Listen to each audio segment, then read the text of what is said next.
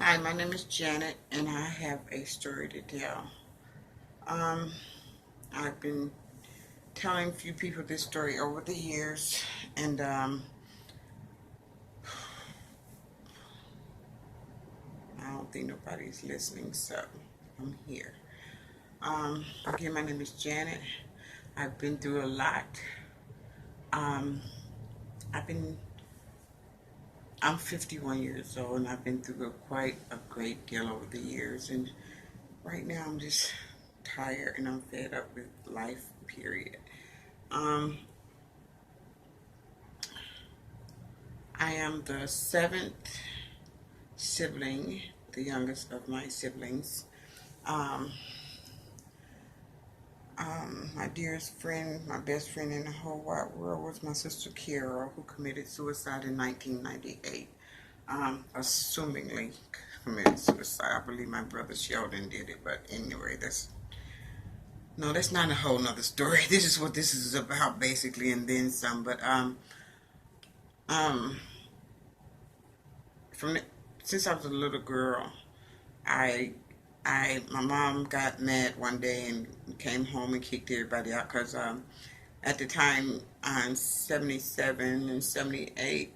My mom only had me and my sister Carol. Then she went to Georgia and got my other five older siblings and brought them to Ohio.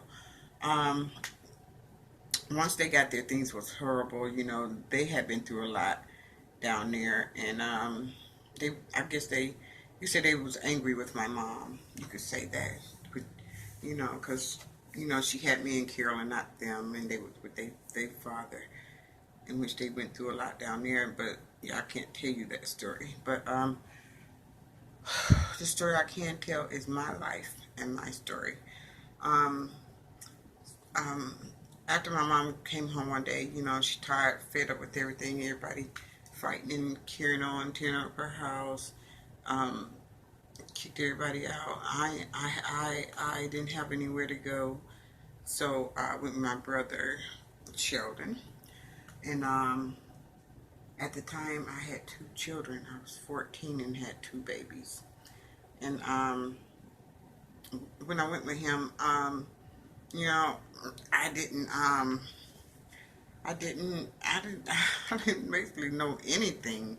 Um, didn't know how to cook, didn't know how to do anything, because I'm only 13 and 14, been at home with my mom. So, live in middle class family in Dayton, Ohio. Um, my mom worked for Greyhound bus station, doing very well. Um, and this video also have copyright infringements too. So, um, uh, my life changed at that point. My brother um, and I started having sex. Um, Before we left my mother's house, this occurred. I remember, let me get this right, since the family feels as though it's my fault that he had sex with me. So I'm gonna go ahead and say this. At that time, after I met my older brothers and my older sisters, I was happy. My childhood school days was horribly bullied all my life as a kid. So when they got there, I ran around the school telling everybody, you're not gonna bully me no more. I got my big brothers and big sisters here. You know how kids do. That's what we do. So that's what I did. But um,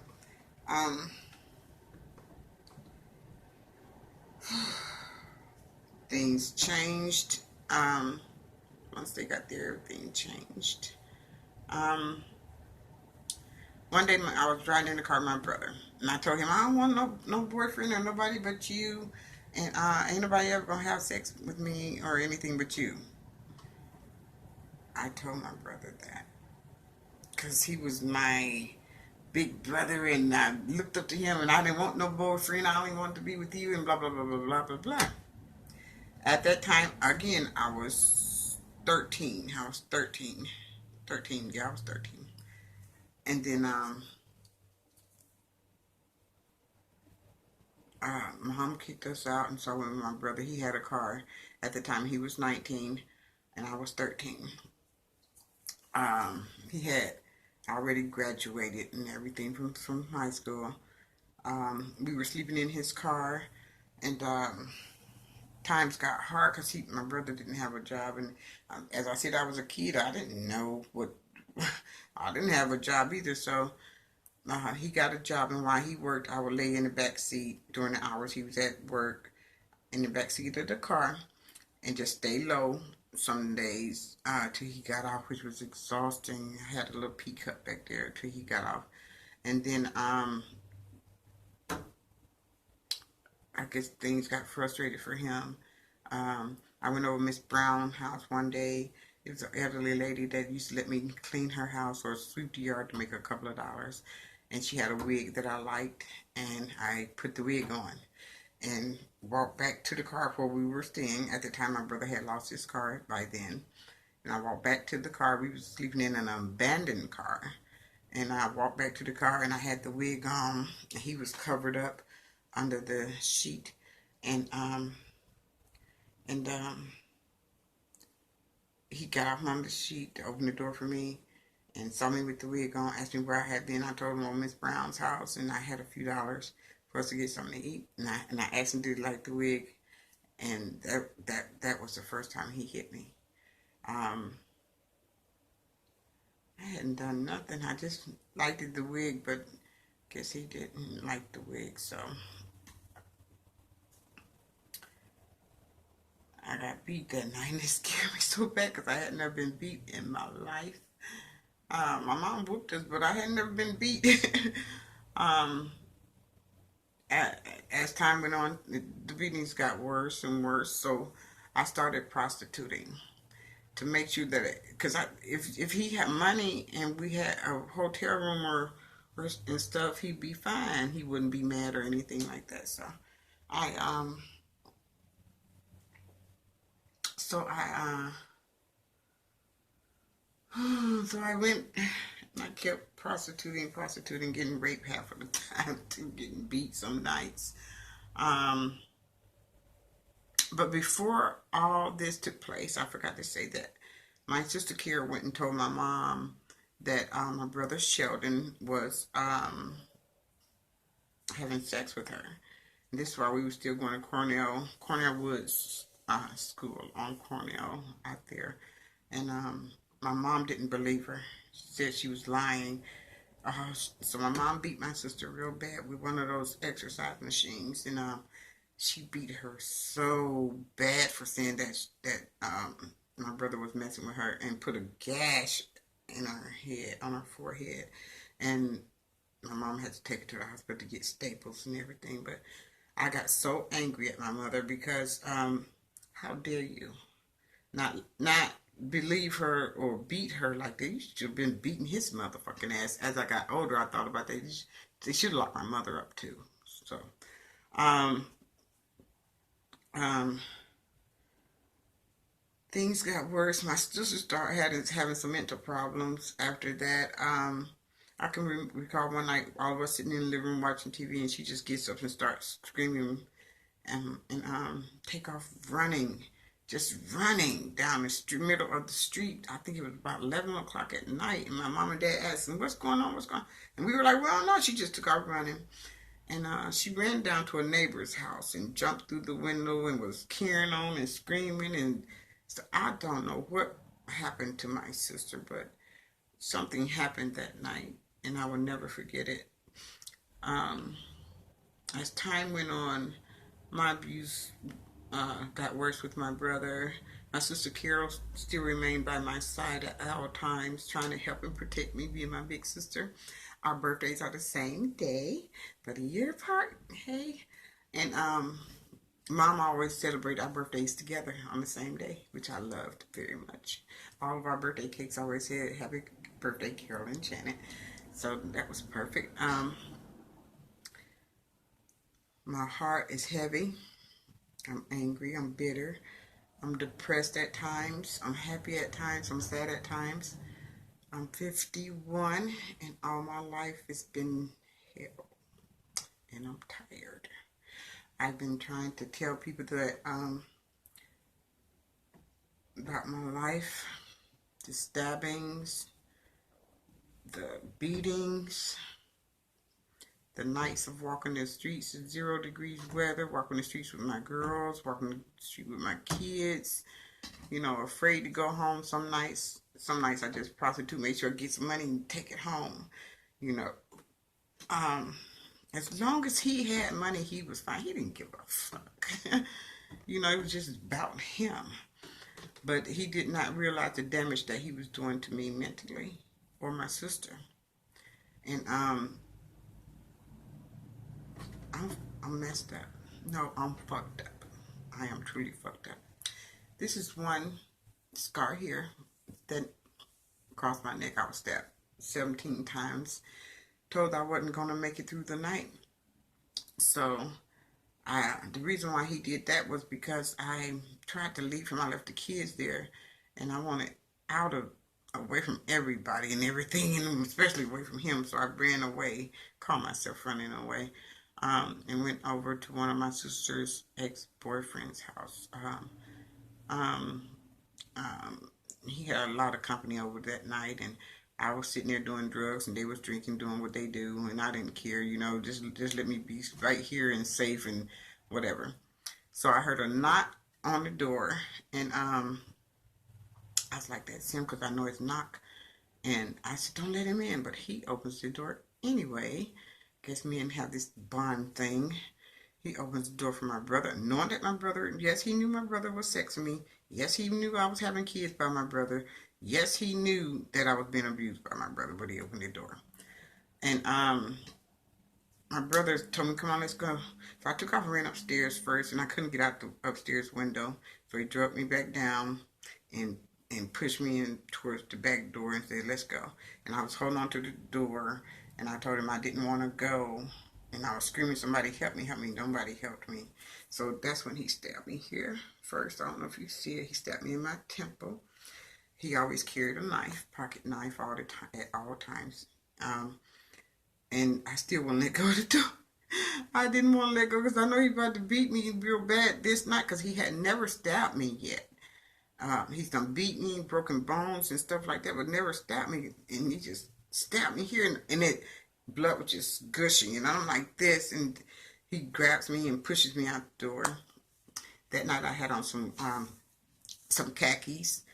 I had on some nice pants that I liked. They were khakis with big pockets all over them and stuff like that. Remember, you got to remember this is late 70s and 80s. So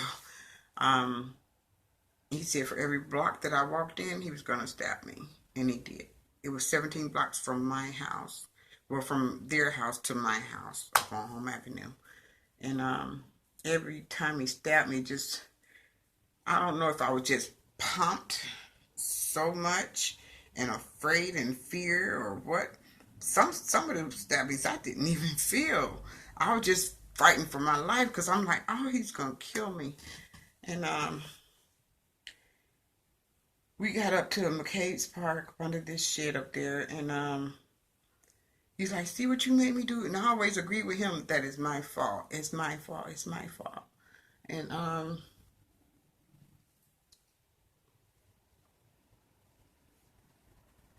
don't know why I did that. I always agreed though. But I did. And that night, he was pacing around the little in this where you have a picnic and fix your food up under that shit. And he was pacing, fussing at me, and I was like, yeah, I know. So he went to crying a little, and I'm bleeding and gushing blood everywhere, and trying to comfort him instead of trying to save my life. But I just didn't want him to hit me no more. It's okay, you know. So then after I thought he sat down for a second fussing at me because I had left and wanted to leave him, I thought he had calmed down. He got up and stabbed me here. And stabbed me in my stomach several times. I don't know. I was bleeding so bad. I passed out, I think. because he was beating me and stabbing me at the same time. I don't know. I don't know why I passed out, but I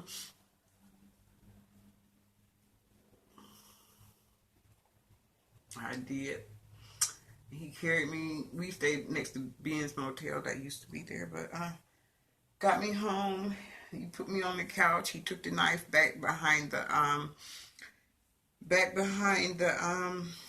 house and put it up under the dumpster, like.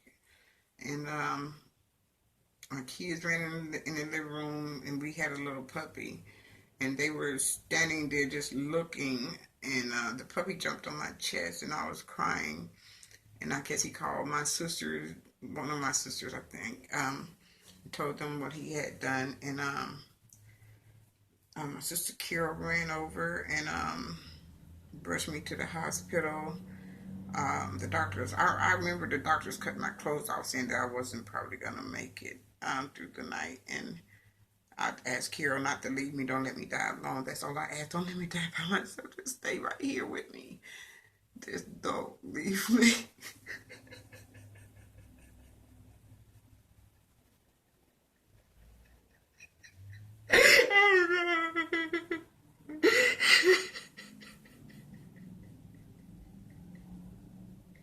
I'm sorry.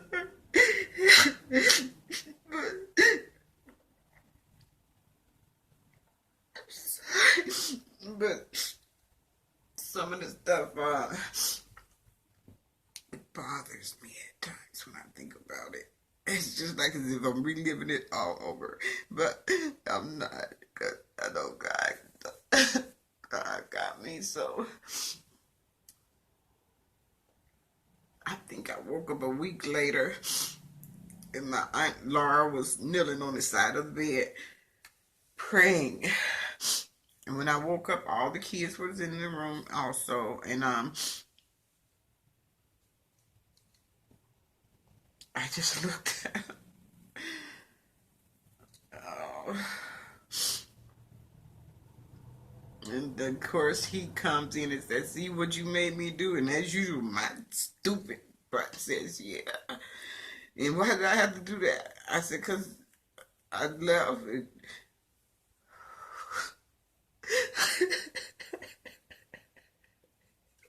I'm so mad at myself.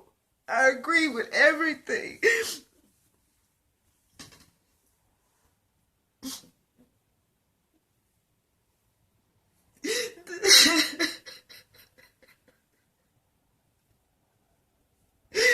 I don't give a fuck. I'm so angry and hurt inside.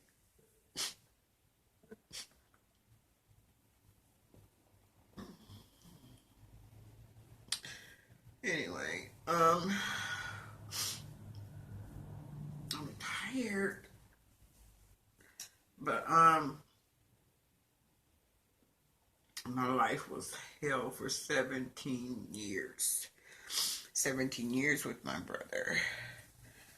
Pure fucking hell. My family always says it's the past. It's the past for you. It's never the past for me. I lived that bitch. You didn't. I get angry at them hearing that too. That's why I don't even fool with them. I'm here in Cleveland by myself. I just don't, because I'm so bitter. But as time went on, I did something that the mother should never do, which landed me to do 10 years in prison. And I thank God for them 10. Thank you, Jesus, because it rescued me. It rescued me. And I can think of every night of walking them streets. Every night. Uh, I remember sometimes when I would leave him, I would take the kids, and one night I couldn't find a place to stay that night. Most of the time I had a place over Mr. Henry's house, so I'd go run over there. He rented out rooms. I'd go over there and sleep with the kids and everything, but I couldn't, he didn't have space or something. So I took the kids and I saw a semi truck up on Lexington, and It was warm up under there. And I put the kids and me, all of us got up under this in my truck and slept all night. And by the grace of God, that man didn't pull off. God was with me and the kids. So they was warm and they wasn't cold. Each time I got back home, I got beat, Run to the family. I think most of the time the family told them where the fuck I was. God, I mean, what the hell? And I think about it, and sometimes I just went back because I was tired and had nowhere to go walking the street. And just go back home, take him some money. He'd be all right. Give him a car, buy him a car or something. Take the beatings. Then I could lay down and get some sleep because I'm tired. But this went on for 17 years. For 17 years. Then I went to prison for 10 years. Got on a mental health caseload there because I had a lot that I had never dealt with. A lot of stuff that black folks just don't talk about, and that's incest. And I'm going to tell my story. I don't care. I don't care. I'm tired of holding it. I'm tired of telling it to do for people too. I want the world to know about incest because it does exist. And, black folks, they ain't subject. They won't tell nothing, They ain't telling nothing. It's all hush, hush, hush, hush. But the inside is messing you up here mentally. And that shit ain't cool. That shit is not, I'm going to tell this story today. I'm going to tell this story and I'm going to put it out here. I don't care what my family thinks. It's not their life. It's my life. So therefore, here I am to all incest survivors saying I tip my hat off to you because we are really, well, I'm going to say I am not a survivor because I'm still struggling. I don't even know why they put the definition of a survivor behind incest survivor because it's never ending. I have not survived anything. But I've been trying to get people. I wrote a book and while I was in prison